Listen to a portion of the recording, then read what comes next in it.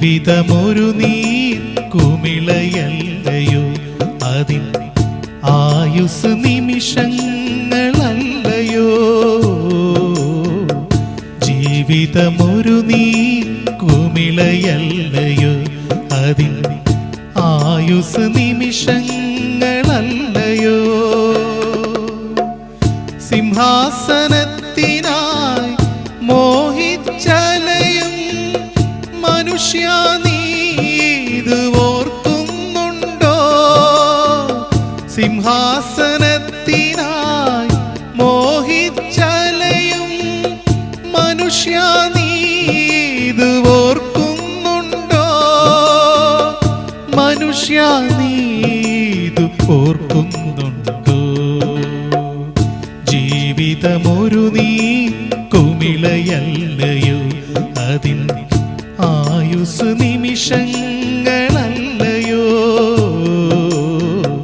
ജീവിതമൊരു നീ കുമിളയല്ലയോ, അതിൻ ആയുസ് നിമിഷങ്ങളല്ലയോ. ക്രിസ്തുയേശുവിന്റെ നിസ്തുല്യ നാമത്തിൽ ശുഭസന്ദേശത്തിലേക്ക് സ്വാഗതം. വിശുദ്ധ വേദപുസ്തകത്തിൽ മത്തായി എഴുതിയ സുവിശേഷം 7-ാം അധ്യായം 7-ാം വാക്യത്തിൽ നാം ഇപ്രകാരം വായിക്കുന്നു: യാചിപ്പിൻ എന്നാൽ നിങ്ങൾക്ക് കിട്ടും, അന്വേഷിപ്പിൻ എന്നാൽ നിങ്ങൾ കണ്ടെത്തും, മുട്ടുവിൻ എന്നാൽ നിങ്ങൾക്ക് തുറക്കും. ദൈവോത്തരനായ യേശുക്രിസ്തു പറയുന്നു, യാചിപ്പിൻ എന്നാൽ നിങ്ങൾക്ക് കിട്ടും. എന്താണ് യാചിക്കേണ്ടത്? ചിലർ തങ്ങളുടെ ജീവിതത്തിൽ നല്ല ആരോഗ്യം ആഗ്രഹിക്കുന്നു, ചിലർ സമ്പത്ത് ആഗ്രഹിക്കുന്നു, ചിലർക്ക് ജോലിയും സ്ഥാനവും പുരോഗതിയും വേണം. എന്നാൽ മനുഷ്യന്റെ ഏറ്റവും വലിയ ആവശ്യം പാപമോചനമാണ്. പാപനിമിത്തം മനുഷ്യൻ ദൈവത്തിന്റെ ശത്രുവായി തീർന്നു, ദൈവത്തിന്റെ കൽപ്പനകൾ ലംഘിക്കുന്നു. ദൈവം അവർക്കായി നിശ്ചയിച്ചിരിക്കുന്ന ശിക്ഷ നിത്യമായ നരകമാണ്. എന്നാൽ സ്നേഹവാനായ ദൈവം തന്റെ ഓമനപുത്രൻ കർത്താവായ യേശുക്രിസ്തുവിനെ ഈ ലോകത്തിലേക്ക് അയച്ചു. കർത്താവായ യേശുക്രിസ്തു ക്രൂശിൽ മനുഷ്യന് പകരമായി യാഗമാക്കപ്പെട്ടു.